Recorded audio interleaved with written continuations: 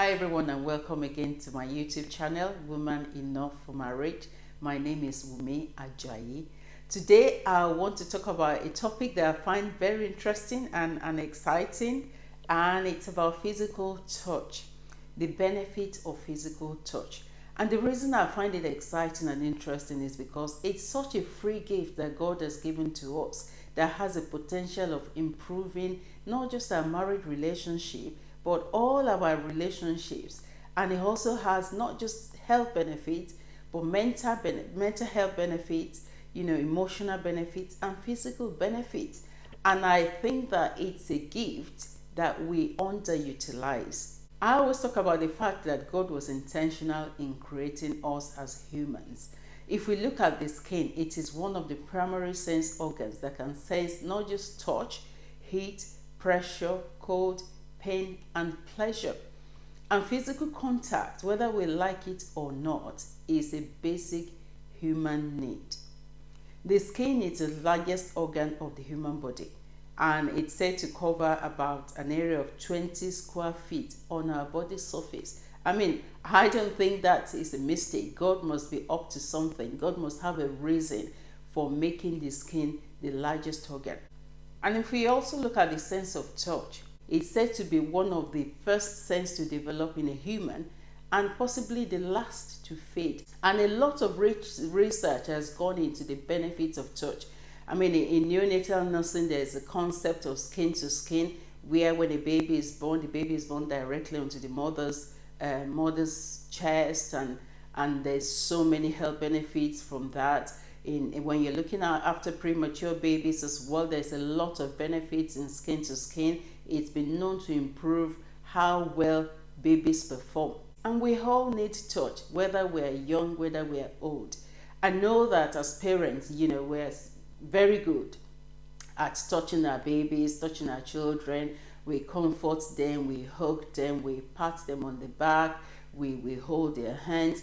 All this has benefits to how well our children grow up. And research has also gone into it to show that children that are deprived of touch tend to grow up having some emotional and psychological problems. As we age, touch remains a critical component of our social and emotional growth. And as married couples, if we take advantage of physical touch in our relationship, and I'm saying physical touch, it's a pat on the back, it's a hug, it's a kiss, it's a peck, it's cuddling up, it's holding hands when you're walking, it's your feet touching when you're in bed, it's cuddling up to each other on the sofa. So many ways in which we can touch ourselves. In Genesis 26:8, the Bible talks about Isaac caressing Rebekah. To caress is to stroke gently or lovingly. We can caress ourselves, hold hands, loving touch, a squeeze of the hand, a bear hug, like I said, a reassuring hug, a warm handshake, a massage. All these things, a pat on the shoulder, a hand on the shoulder, a head on the lap. All these physical contacts, they have a huge benefit. They have a caring and calming effect, not just on our body, but on our mind and our soul. When we look at a hug alone, hugs alone has immense benefit to our well-being as humans. In fact, a family therapist says that we need 4 hugs a day for survival, we need 8 hugs a day for maintenance, and we need 12 hugs a day for growth. So as married couples, we need to be hugging each other. In fact, it should be prescribed, like you're prescribing medicine, because it has a long way to help our connectivity, our emotional connection as couples, and we can take advantage of it. It's not expensive. Physical touch stimulates the pressure receptors under our skin, and they in turn then reach the vagus nerve, which slows down the nervous system, and then it calms us down by reducing our stress levels. When we touch, we can communicate acceptance. In fact, as far as I'm concerned, touch is a universal language. Through touch, we can communicate acceptance, we can communicate love, we can communicate closeness. Touch suits. It's actually a language of compassion. Sometimes when somebody is going through something and you lack words, but just by touching them can communicate how you feel. It's a way of saying, I feel what you're going through, or I'm in this with you. It helps us to bond. It connects us with one another. Touch also stimulates oxytocin, which is a love hormone or cuddle hormone, like some people will call it, and it lowers cortisol, which is the stress hormone.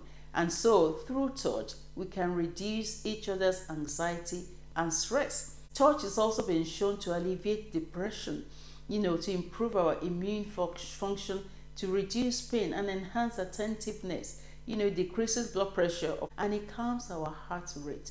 And so, as couples, it's something that we need to make a daily part of our routine. I understand that some of us were not brought up being touched. And I remember when we first got married, if my husband cuddles up to me in bed, I'm thinking, oh, I know what he wants. But we should be able to touch each other, cuddle up with each other, and make it a part of our routine, so that it's not just something that we do when we want to have sex or when we want to make love as married couples. It's something that we should cultivate the habit of doing.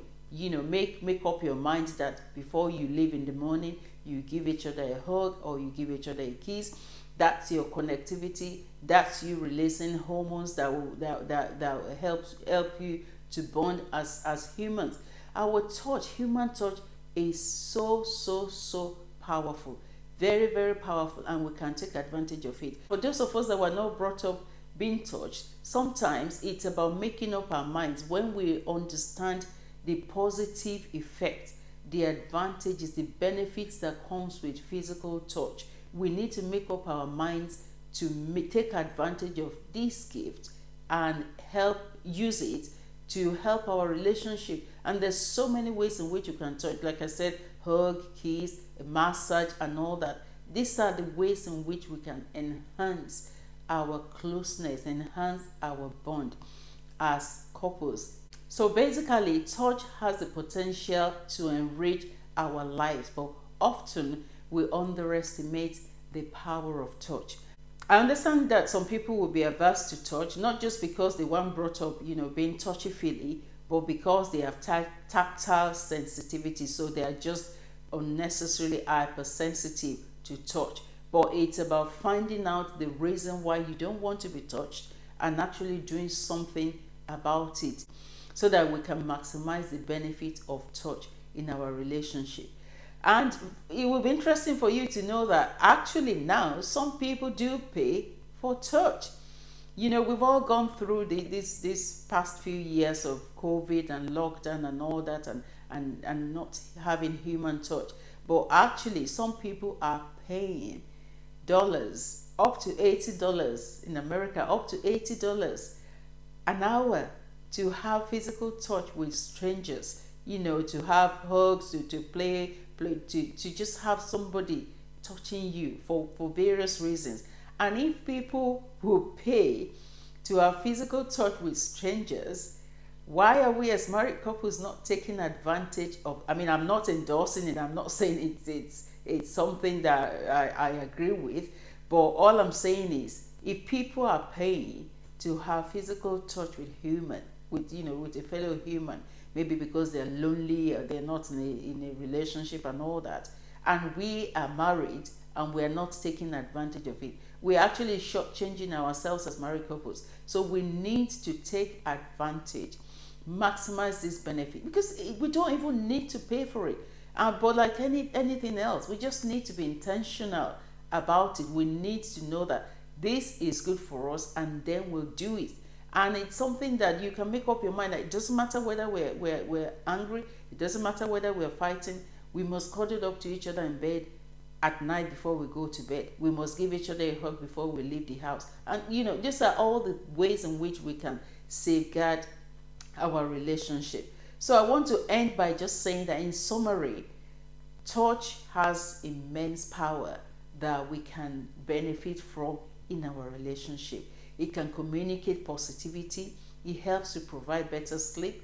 It reduces irritability, because through physical touch we feel loved, we feel cared for. It increases our sociability because we are happier. It strengthens our relationships because hug and touch, physical touch, and all forms of physical touch help and strengthens our relationship. It helps our bond. It also strengthens our immune system as well, because it reduces cortisol. It helps with depression. It increases proper digestion.